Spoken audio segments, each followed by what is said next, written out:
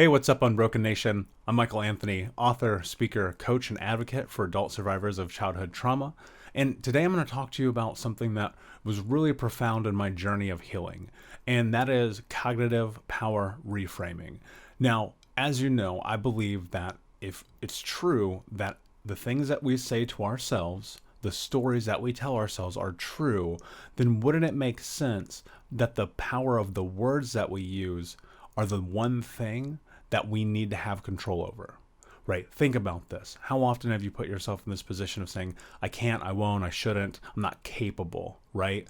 And then how often have you put yourself in a position where you flip that and go, I can? Think about the difference that has happened in your life where you've put yourself in a position to be successful before even taking action. So much of that relies on the words that we are saying to ourselves. How many times have you been in this position where you say, I can't, and thus it doesn't happen? Or you say, I can, and it does. Think about the things that are really important to you, the things that you want, the things that you want to accomplish, the way you want to live your life. And as you've moved towards those things, how often it's come true that you achieve those goals, whatever they may be, because you've already predetermined in your mind that you are going to move towards those things to accomplish them. Whether it's, having a healthy relationship or getting a degree or getting that job you want or buying a car or shoes or whatever that thing is, often when we start with the mindset of I can, we achieve that goal. Now, sometimes you have to parlay that with patience and a roadmap and coaches and mentors and the whole nine. But when you've made that declaration to yourself, moving towards it is much more easy and more possible to reach that goal. Whereas if we say, I can't, I won't, it's not possible, chances are you're not going to move towards that at all. One of the most fascinating things about reframing is that with the power of words, we get to start to take control over our lives again, right? Negative self-talk, and I've spoken about this many times, just consumes us. We grow up, we're told we're never going to be capable enough, we're never going to be good enough, the world doesn't love us, we don't deserve it. And when those things sit with us, what comes true? That story, until we reframe it. And I've talked about negative self-talk many times, so I'm not going to dive into that today. But what I want to talk to you about instead is the process of reframing and what that really means. So much about reframing is about taking what you understand about who you are right now in this moment and flipping it on its head, effectively telling yourself a new story, right? It's a 180-degree shift of where you were to where you want to be. Now, the most important part of reframing is doing it in a binary way, meaning it is a true or false statement so that there's no gray area. It doesn't get murky, right? When you make a straightforward binary statement, there's no room for negotiation. Now, I recognize that as you move through this, having a statement and moving towards it also means that in this given moment, it may not 100% be solidified and fortified in you, and it may take some effort to get to that place. That's okay, because this is about moving forward in a new narrative versus being stuck in our old thought patterns. So let's say, for instance, I say that I am a person who doesn't get overwhelmed. Now, that is true. That is actually one of my power frame statements. I am a person that does not get overwhelmed. Does that mean that overwhelming things don't occur in life? Of course they do. The car gets towed, the dog gets sick, your wife leaves you, the job fires you, right? Whatever that thing is, there's always something, that feeling of overwhelmness. And also in work, another project, another employee, another this, another that. There's always going to be more. We understand this about the world, that there's always going to be more. There's always going to be more on our plate. And as technology advances and as the state in which we work changes, that's going to continue to hold true. That said, I am not a person that gets overwhelmed. I am a person that does not get overwhelmed. Okay, now you're probably thinking, okay, that sounds all fine and dandy, but how does that actually hold true? Here's how it holds true. Because by making that statement, I automatically put my brain in a position to allow myself the space to move into the idea that being overwhelmed is not allowed in my life. It is a cognitive decision that I don't get overwhelmed. That is not to say I don't get frustrated. That's not to say that I don't get in this place where I need to take a break, right? But I don't get overwhelmed. And if I'm reaching that threshold in which that feeling of I am overwhelmed, I'm going to collapse comes, I stop. Because it is true that I'm a person that does not get overwhelmed. So that in part is taking agency and allowing myself the space to be cognizant of that. My brain says, okay, 9 more things just got thrown on your desk, another client, another this, another that, whatever it may be, pause. I don't fully understand this idea of people working themselves to death all the time. Yes, it happens, but does it have to? You will catch me in the middle of the day just stopping because I am a person that does not get overwhelmed. Now, how do you get to that place? You also have to think about all of the parameters around that statement that also have to hold true, meaning I have to have a calendar that I schedule from start to finish throughout the entire course of my day so that there's no surprises, and I also leave time for the things that I need to do or accomplish. Now, that's a part of it. The other part of it is, can I learn how to do effective time management? What is it that I really need to understand about utilizing time that puts me in a position where I don't get overwhelmed? The other part of it is, can I put myself in a position to leverage doing only the things that absolutely need my attention? Think about this, and this is only from a work perspective. How often do you get an email and you're like, why am I even responding to this? Secret, I don't respond to them. Why? Because they probably don't matter, right? Now, that said, what you have to do is determine that for yourself. The parameter in which this exists is going to be different for everyone.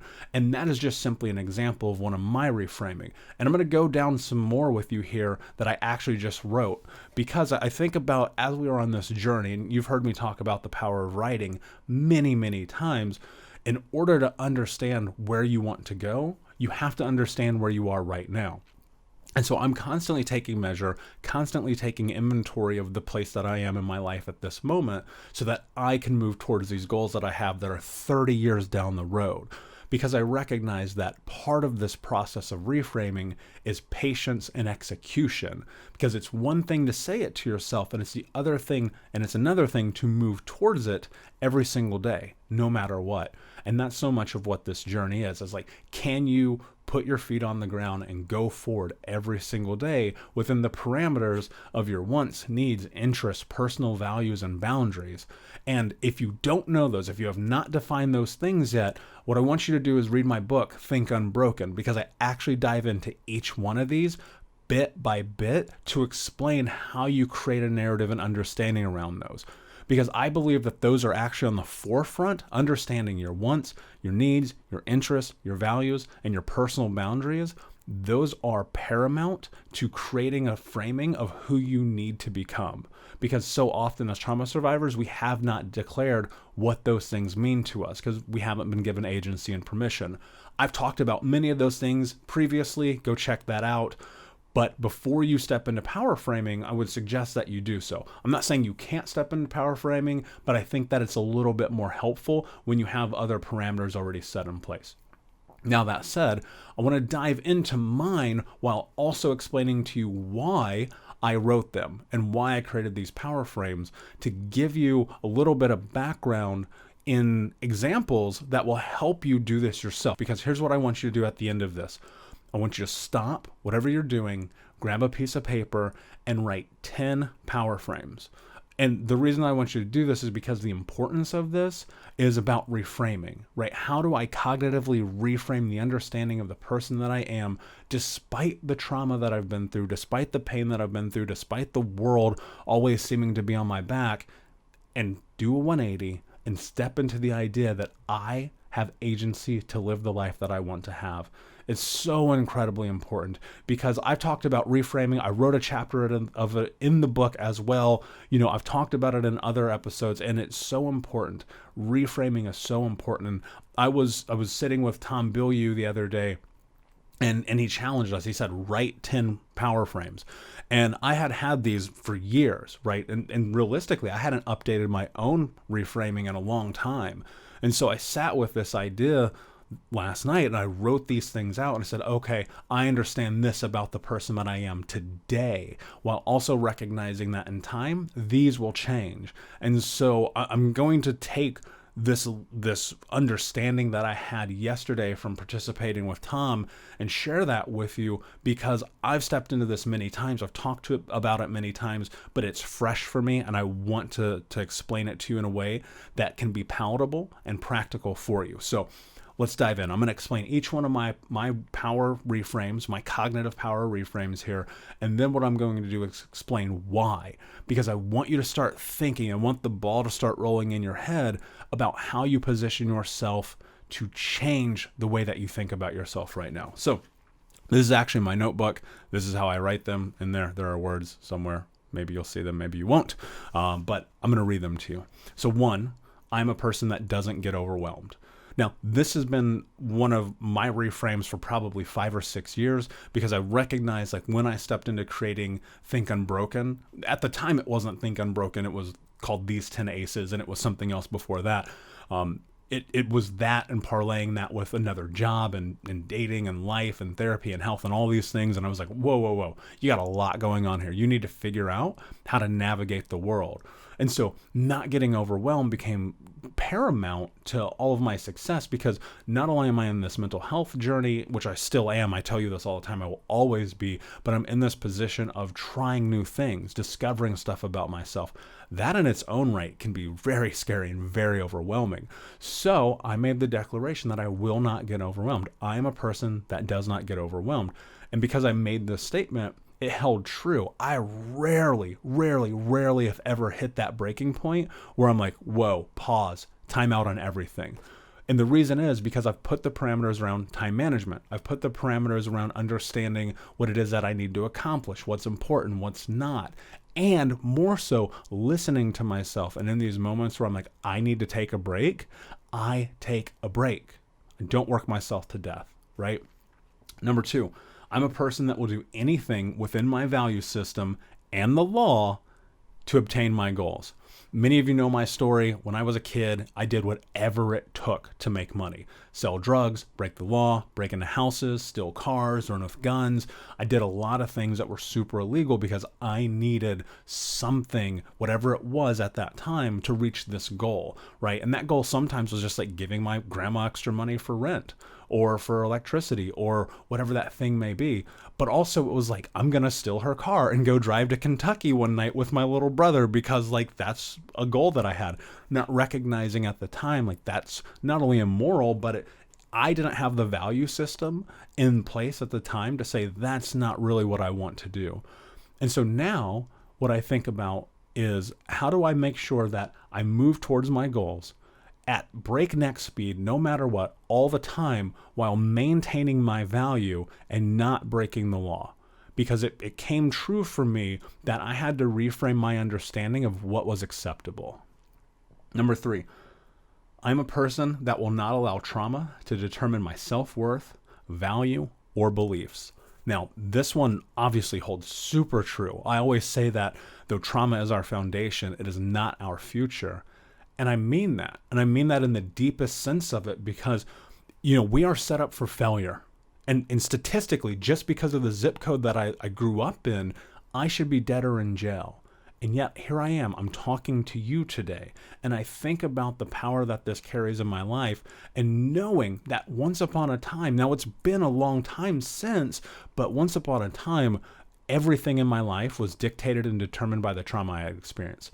It was always the fulcrum. It was always the leverage point for why my life was a disaster. So now I refuse to let that be a part of it. Does trauma impact me? Yes, of course it does. I always have to do the work. I always have to do my yoga, meditation, therapy, journaling, all of the things, right? But that doesn't mean it gets to determine what happens in my life. Number 4, I am a person that puts honesty above everything. Now, if you've listened to old episodes, and especially about values, you know that my number 1 value is honesty. And with this reframe, this has held true for so long now that it's something that I want to always leverage. Like, I think about some of these reframings here, they will go away in time because they will adapt, they will adopt, they will, basically, become a symbiotic, right? And this one's important because I don't ever want it to go away. Honesty is my number one value.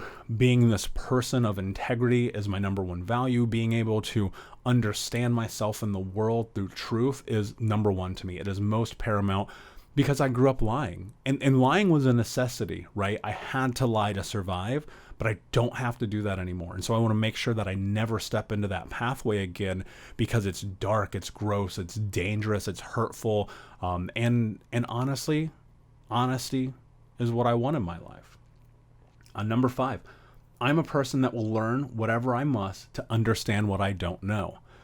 This is really twofold, right? One, it's about not judging, right? Not putting myself in a position where I look at the world and I go, I have a certain belief about this thing because I'm uneducated in it, because I think that is one of the biggest mistakes that we make in society. I don't want to do that to myself. In fact, I refuse it. That's why it is one of my reframes. I do not want to ever be like, I think I understand this to the point that I can make a judgment without fully understanding. And the other part of it is like, I want to be the learner. Like, and I'm straight up still in this one from so many of my personal growth allies here in the world, is that I want to be a learner. I have, since I was a child, read ad nauseum, like always consuming information. I love learning, which is an interesting juxtaposition and consideration that I hated school, right? But I love learning about what I love to learn about. And right now, I mean, it's a couple of weeks into the year, I've already read 3 books, right? I'm trying to read 50 this year. I've done it before. I'm going to try to do it again because I believe that if we can learn, if we can understand more about who we are, we can have a greater impact on the world. Number 6, I'm a person that puts healthy food into my body. Now, if you followed me at all on social media, you would have saw that the other day I posted a before and after photo of me at 350 pounds versus me at 210. And that is a very big difference. And the reason why this is one of my reframes is because I am a person that puts healthy food in my body as a choice. It is a declaration that I am making that has been a part of my self-narrative for a very long time. And much like honesty will always be there, because I don't ever want to be morbidly obese again. I don't ever want to have so much disdain for myself that I refuse to care for myself, which happens so often to people.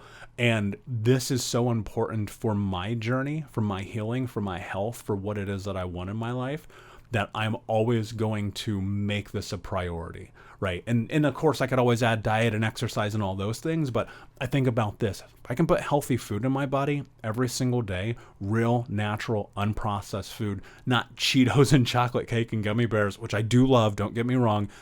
If I can put that healthy food in my body, then I can perform better. I can be a higher performer for all the other things that matter in my life. Number 7, is I'm a person that asks for help when they need it. This is so true. I spent so much time not asking for help that it became a detriment to my life. It was so bad that I would be at rock bottom and refuse to ask for help because I thought it was weak. My understanding, and I've shared this before, is that asking for help is one of the strongest and most powerful things that we can do, because vulnerability is at its essence what makes us communal as human beings. And no one who has ever done anything great has done it on their own. And I want to also be that person. Like, I want to be great. Like, I know that within me, like, that is something that I want per my definition of what that means. And because of that, like, I recognize that I have to ask for help. I have podcast guests on. I have people that help edit my book. I have, all of these communities that support me. And when I reach back out. And that is important to me so much because I don't ever want to be the person who is too scared to ask for help, knowing that it's a detriment to my goals and to who I want to be. So ask for help. Number 8, I am a person that does not judge themselves with guilt or shame, but moves towards understanding the root of my actions. I mean, that one's pretty straightforward, right? I mean, we as trauma survivors get buried in guilt and shame and embarrassment of the experiences that we've had. And that transmutes into adulthood where we still have those same experiences and emotions, right? We feel guilt or shame about just being present, about existing, about breathing, about moving amongst the world. And I don't want to be that. I refuse it, right? And so when I make a mistake, when I do something outside of character, because I am a human and that will happen, and anyone who says otherwise is full of shit, to be honest with you. We are all going to make mistakes, even as defined as we try to get, even with all of our values and all of our goals and all the things we write and all the things that we do. There will always be moments in when we step back. And in those moments, I don't want to judge it. I don't want to feel guilt about it. I don't want to feel shame about it. I want to understand it. And I want to understand it so that I don't do it again, right?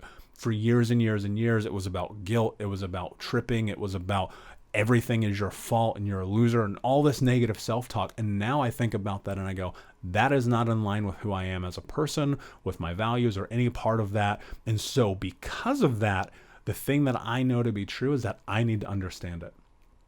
Number 9, I'm a person that will always risk making a mistake over questioning what if.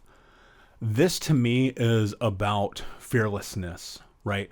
Growing up, I was so afraid to be myself. It was literally beaten out of me, this idea that I was allowed to have agency over my own life. And so I walked on eggshells. I talked on eggshells. I was never allowed to freely move about the world.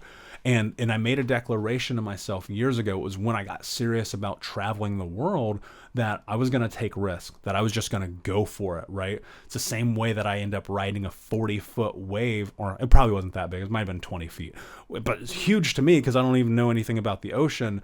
Riding this wave in Indonesia and having this amazing life experience, eating street food in Vietnam, going to Kuala Lumpur, being in Mexico, Jamaica, traveling the world, like going to all these places, all these experiences, learning so much about myself through the place of being uncomfortable, about risk, and just going for it. And I think about this a lot. On my deathbed, I don't want to have any regrets. I don't want to have any what ifs. I'm going to go for it. I'm going to always step into it because so much of life was taken away from me as a kid. I didn't get to live a childhood. I didn't have one, right? I had trauma and abuse and suffering and pain and torment. And now, like, how can I have joy and fun and expectation and reality and things like that, right? What does that mean? And finally, and this one, and again, they're in no particular order, but I hope I'm not a patient. I am a person that is patient and willing to sacrifice to make my dreams a reality. This is so true. This is so true. I've mentioned this so many times. My goal is 30 years down the road. This idea about helping 1 million people move through the vortex to become the hero of their own story, like while that number is, unimportant at this point, the goal of just helping and helping and helping and helping and stepping in and doing things like this and creating this content, having the interviews and writing the books and doing the podcasts and having all of it is about, can you take something away from this today that makes your life better? Because I have discovered that in my life, it is incredible. It is incredible the life that I have now, knowing that I came from nothing. And it's not saying that it's not hard, because it's always hard. Every day is a challenge. Every day is my routine. I talk about this. But my dreams are so important to me that I'm willing to do whatever it takes.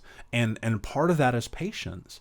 We live in a very strange society where we have the expectation that it will happen now, that somehow in this moment, you're going to be given everything that you ever wanted, when the truth is it might take 30 years to get it. And so I put this parameter on myself and I said, I'm going to do Think Unbroken for the next 30 years.